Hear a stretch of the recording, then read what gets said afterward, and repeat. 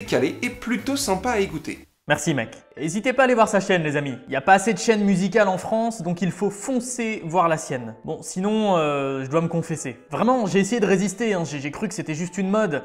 Et puis j'ai ressorti mes cartouches et j'ai craqué. Voilà, je suis niveau 15 à Pokémon Go au moment où je tourne cette vidéo.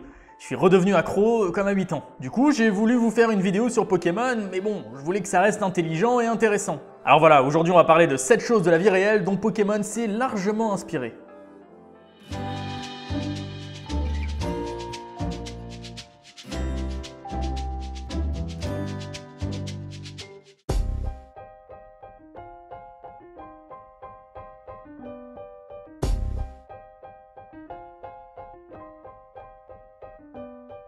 Forcément, commençons directement par parler des Pokémon qui sont inspirés d'animaux réels, parce que c'est tout de suite ce qui nous vient en tête. Autant certains, comme Soporifique, ressemblent de loin à un tapir qui saurait marcher, autant pour d'autres, comme Chenipan, Sankoki ou encore Relicanth, ils sont clairement des copies conformes d'animaux. Chenipan, il est inspiré de la chenille du papillon tigré du Canada. Rien que ça. L'adulte ressemble à ça, t'as vu, c'est beau, c'est élégant et tout, mais la chenille, mon dieu, le laidron.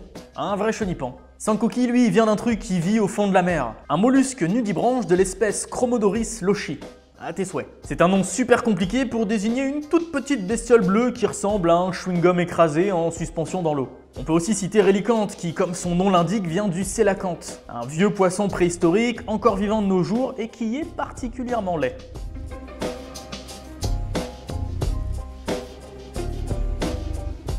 Bah oui, si beaucoup d'animaux ont inspiré des Pokémon, faut pas croire que les plantes y échappent. Et d'ailleurs, mine de rien, il y en a un paquet. On peut par exemple citer Cacnea et Cacturne qui sont des cactus, Nénupio qui est un nénuphar, ou encore Grénipio le gland. Et oui, cette dernière expression est assez drôle. On peut aussi citer Chétiflore qui est inspirée de la plante cobra. Cette plante carnivore, elle est endémique de la côte ouest des États-Unis et elle a vraiment une tronche particulière. Ouais, me dites pas le contraire, on a beaucoup plus l'habitude de voir des plantes carnivores qui ressemblent à Boostiflore par exemple. Bon, la liste est encore longue, mais je dois vous citer mon préféré. Rafflesia, le Pokémon glamour. Selon Wikipédia, la Rafflesia est la fleur simple la plus grande du monde. Quoi qu'il en soit, c'est surtout une fleur parasite qui n'a pas de racines et qui vit aux dépens d'un autre organisme. C'est tout de suite moins glamour.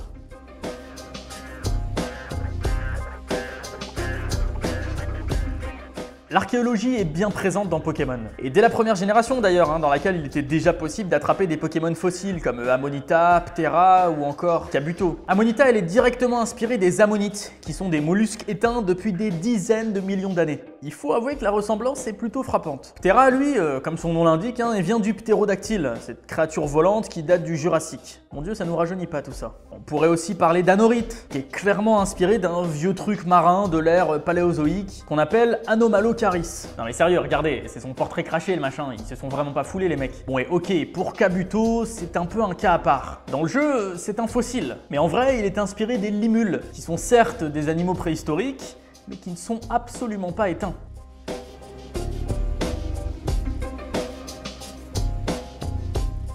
Est-ce que vous aimez l'archéologie? Non, la réponse je m'en bats les couilles n'est pas autorisée. Bon, et de toute façon, vu que c'est Pokémon, à partir de maintenant, vous allez aimer l'archéologie. Dans cette partie, je ne vais vous parler que de 2 Pokémon, Toutafait et Toutankhafer. J'imagine que vous voyez déjà où je veux en venir. Pour Toutankhafer, il est facile de comprendre d'où vient l'inspiration. C'est un Pokémon fantôme emprisonné dans son sarcophage. Donc logiquement, par simple déduction, vu que Toutafait est sa pré-évolution, il est aussi basé sur le monde égyptien. Et quand on lit ces 2 descriptions dans le Pokédex, ça fait un peu froid dans le dos. Il est né de l'âme d'un défunt inhumé dans une tombe antique. Il a conservé ses anciens souvenirs. Le motif de son masque est son visage quand il était humain.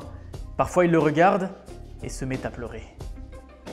Ça va, c'est plutôt gay, moi je trouve comme description. En gros, Toutafait est entre le fantôme et l'âme d'un Égyptien qui se serait fait enterrer avec un masque funéraire représentant son visage. Toutafait, il conserve donc en permanence ce souvenir de sa vie passée. Comme quoi, Pokémon, ça peut être méga glauque aussi.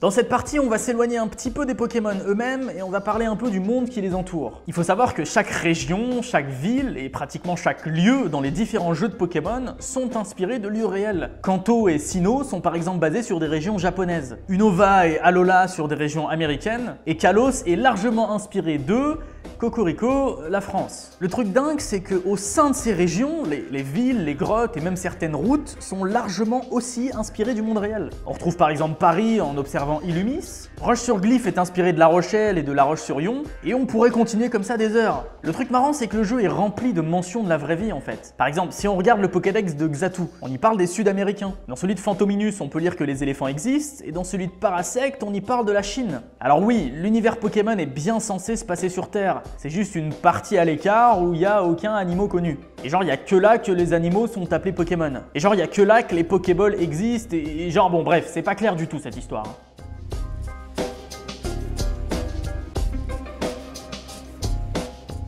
Ah, là, on va s'éclater. Beaucoup de Pokémon sont directement inspirés de plusieurs mythes et légendes à travers le monde. En voici une petite compilation. Golémastoc viendrait de la légende du golem de Prague. Bon, il y a masse d'histoires de golems dans le monde, mais le golem de Prague semble vraiment être la légende qui se rapproche le plus de Golémastoc. Alors, ce golem de Prague, on dit qu'il a été créé par un rabbin pour protéger la communauté juive des ghettos de Prague. Et puis, regardez le dessin quoi, il y a presque les mêmes détails. Bon, et Farfuret. On dirait juste un vulgaire chat avec 3 plumeaux derrière. Oui mais non. Il vient d'une légende japonaise qu'on appelle Kamaitachi. Il s'agit d'un groupe de 3 belettes qui attaquent leurs victimes à la vitesse de la lumière. Le class, lui, il fait bien évidemment référence au monstre du Loch Ness. Bon, vous avez compris, hein, on pourrait continuer comme ça pendant longtemps. Mais je voudrais juste en profiter pour vous parler de mon Pokémon préféré, Elector. Lui, il est tiré des mythologies amérindiennes de l'oiseau du tonnerre. Ah bah, de la pointe sud de l'Amérique jusqu'au nord du Canada, on retrouve un peu partout cette histoire de pigeon / éclair. D'ailleurs, si ça vous intéresse, l'article Wikipédia qui en parle liste une grosse partie des noms utilisés pour appeler cet oiseau chez les différentes tribus amérindiennes.